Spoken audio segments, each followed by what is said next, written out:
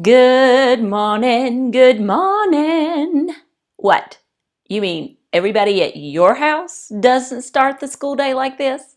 Yeah, they don't at my house either. As a matter of fact, sometimes getting started with the school day can be the absolute hardest part of the school day, no matter when you start. So I'm here today with just a few tips for you, 3 to be exact, to help you get your school day off to a great start.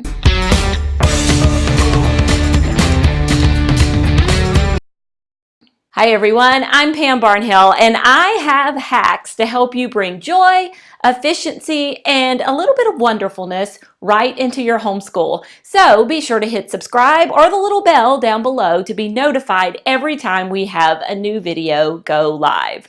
Okay, so let's talk about mornings. They kind of stink no matter how early you start your mornings. And mornings for me don't really stink, but the fact that I'm trying to motivate 3 kids to start school, that's what makes them a little difficult because I'm dealing with all of these different personalities and people who have their own agendas and want to do their own thing. So what are 3 ways we can get our homeschools off to a really great start every day? First way, have a plan in place. And all I mean by this is simply know what you're going to do first. It doesn't have to be a fancy plan. It doesn't have to be a complicated plan. Just the afternoon before, the evening before, right before you go to bed, sometime before the morning, decide what it is you're going to start with the next day and maybe do a little prep to get that ready. Because if you have very young kids, if you've been up half the night with a baby, if you have a toddler, if you have a bunch of kids, not knowing where you're starting in the morning is one of those things that just kind of causes your stress levels to rise just a little bit before you even get started with your day. So just have a plan in place. I love using a routine where we start with exactly the same thing. If you like to start with a little more variety, that's fine, but just the evening before, say, hey, tomorrow we're starting with a read aloud, or hey, tomorrow we're starting with our morning basket, or hey, tomorrow we're starting with a documentary. Whatever the case may be. So that's number 1. The second thing that you want to do to get your day off to a really good start is always start with delight. So Mark Twain has this old saying that if you eat a frog first thing in the morning, the rest of the day is only going to get better. Now that's a paraphrase there. Here's the deal. There are a lot of productivity books written about this very thing. Eat your frog in the morning. Get the worst thing out of the way. Your day is only going to get better after that. That works fine for productivity, but honestly, it doesn't work all that great for homeschooling. And the reason is homeschooling is about relationships. It's about building relationships with your kids, and it's about the way you interact together. And a lot of times trying to force that productivity is not going to be very good for those relationships. Starting your days trying to push through or with tears, not a good way to start. So what I encourage you to do instead is start your day with something delightful. Start your day with something everyone enjoys and everyone looks forward to. I have a saying myself that says you should never start your homeschool day with math. And for probably about 85% of us, that is the absolute truth. That is the place where our kids kind of get frustrated and struggle and run up against a wall. And we do ourselves as a homeschool teacher. So we want to start our day with something that we and our children can enjoy. Now, if you're one of those families or you have some of those kids who absolutely love mathematics, that's where you should begin.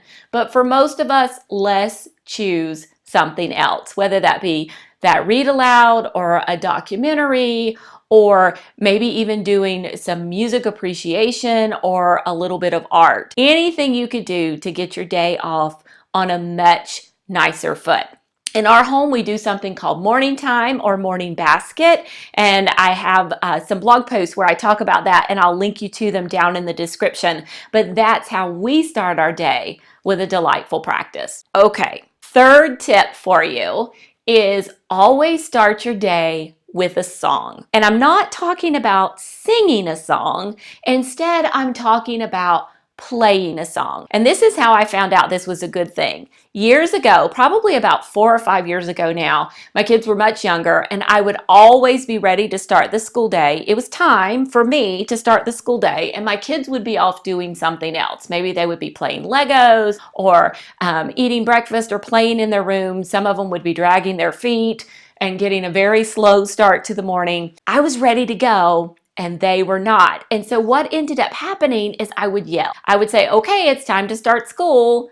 Just a few more minutes, it's time to start school. And it got less and less pleasant as it went on. Not nearly as pleasant as that by the time it was all over. And it was such a frustrating sticking point to our day. And it just kind of made my insides feel icky that this was the way we were beginning each day. So this is what I did.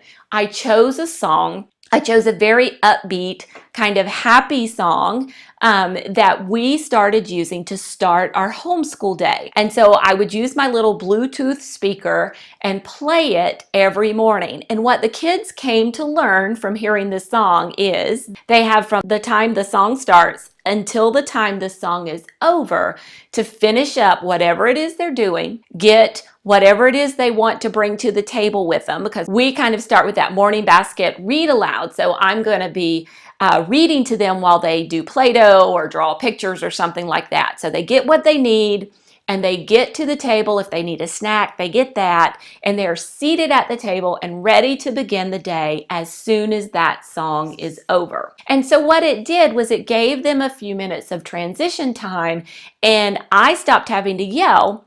I just play the song loud enough that you can hear it wherever you are in the house, and it has worked wonderfully. Now, I have a few moms in my community who have been using this for a couple of years now, and they say their kids need a little more time. Our song is probably about 4.5 minutes long, so their kids need a little more time, so they have a short playlist. They have a playlist of 3 songs that they use, and as that playlist plays through, their kids know, hey, it's time. I need to stop what I'm doing, put things away, get what I need, and make my way to the table. This is the time to start our school day. So there you go.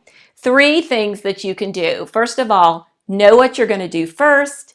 Start your day with something that you and your kids both enjoy. And finally, use a song to get everyone to the table. You build that habit in the kids, they hear that, they know what it means, and it really does work. They'll get there and be where they're supposed to be. Okay, tell me down below in the comments kind of what your morning struggles are. What are some of the things you're struggling with? And we'll see if we can come up with some solutions for you. And what song would you put in your playlist for a morning playlist? And don't forget to subscribe or hit the little bell, and we'll be back again with more videos so you don't want to miss those.